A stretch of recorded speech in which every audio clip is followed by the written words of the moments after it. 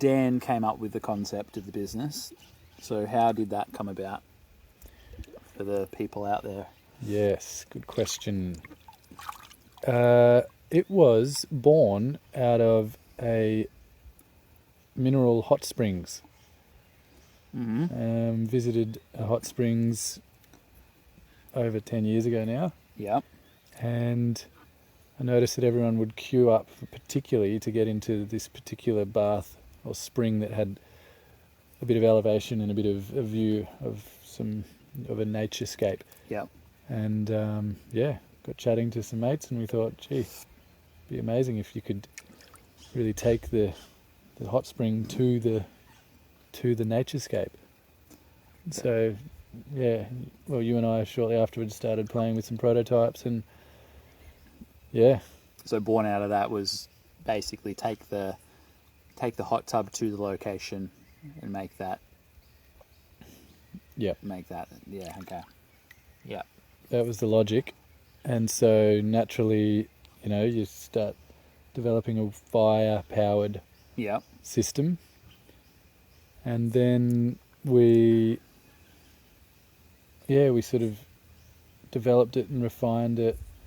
Early on it was a hilarious... There were many prototypes. Very agricultural. Even before I was involved, there was a fiberglass hot tub shell attached to a 44-gallon drum. It was free on a nature strip, yep. Yeah. As those fiberglass tacky spas usually are. I think we tested the concept. Yeah, we'll throw up some a bit of B-roll of what we're talking about. And then you would add a 44-gallon drum full of copper tubing kind of wrapped in there. Yes. And then pump, or was it just was it filtered with electrics and that? In those days, yeah, we would run a pump, and we didn't actually realise that there was a more simple way. Yeah. And then it took us a little while to cotton on that there's a thing called a thermosiphon, which is what powers our design now, and it's just basically just nature. There's no need for and power science. at all. Yeah, the hot water, the heat from the fire just creates a cycle, because hot things usually rise, hot water wants to rise. Yep. So the water now just cycles from the fireplace, it rises up the pipe, and you can see it, I can watch it right now, just slowly pushing it out. Sort of cycling up into the tub here. Yeah. And so that was a big moment for us to go, okay, great, cut out electricity, it's just going to be a fireplace and a bath. And then at that point we still hadn't entirely focused on the aesthetics. No, a lot of... Which is evident when you look back. Yeah. But there was a lot in the design of how do we make it very simple to put together and very modular. That was the main... That was a driving force for sure. And on the kind of technological side, we wanted efficiency. Yeah. So there's designs out and about that are very inefficient, where you've got like an exposed coil and you burn, 3 wheelbarrows full of wood and big smoky old fire. We wanted safety, efficiency, but still ambient. Yeah. So we didn't want to hide the fire away and pretend that it's just not there. Yeah. We believe it's a real feature, don't we? So that's true. That's why we've ended up with this, the glass door and the flames, but fully enclosed. Yeah. Very safe, because it doesn't even get hot to touch on the outside. Mm-hmm. And you can operate it in any weather, and it's lovely just sitting here, just listening to the fire, just crackling away there and smelling the smoke. But yeah. Yeah, well, there you go.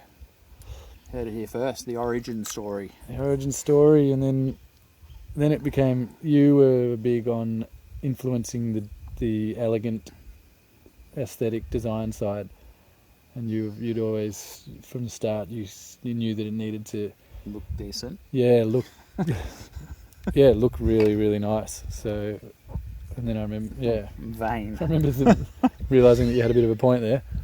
Yeah, well, I think it's naturally progressed to... I think we've always used Aussie timber, depending on different...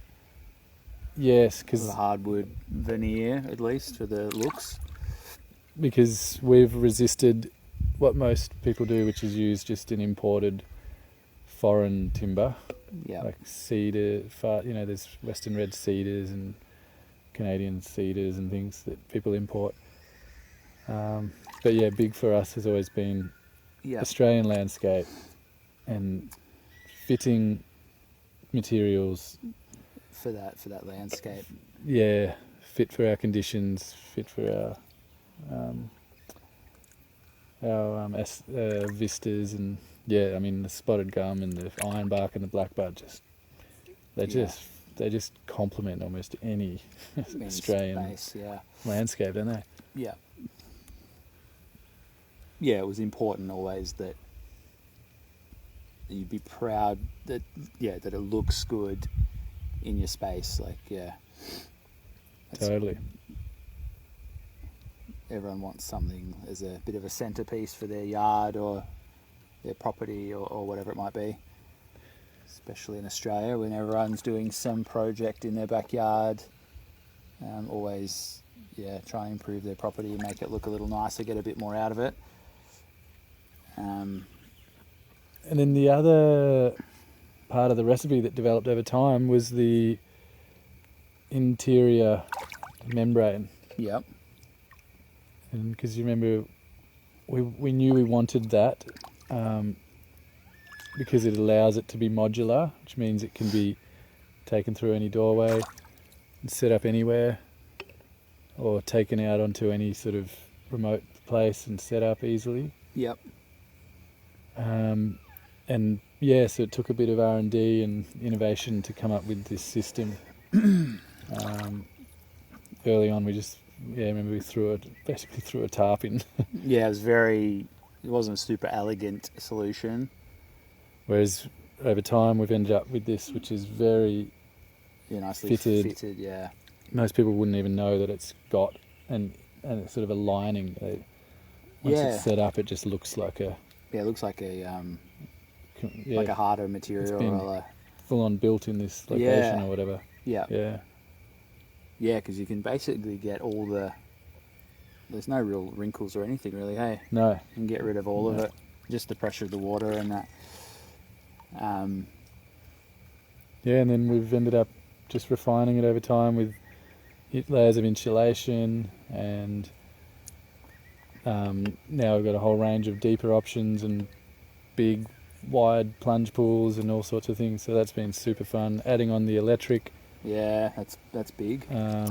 For convenience sake, we're advocates of the wood-fired version personally, purists, but I can understand you can still get roughly the same result with a bit more convenience. Yeah, we just had those customers that they loved the wood fire, but it didn't suit for their particular use case. So definitely, and when you're out here in a really remote spot, it works really well. If you're in town, you just want to jump in after work or whatever. Yep. Set your temperature from the office on the app, and then you jump when you get home. Pretty straightforward, really. Not much judgment from me if you go for the electric option. No, I would probably buy one. Buy both. Yeah. Maybe. We'll go the hybrid. True. Got both best of both worlds. Yeah.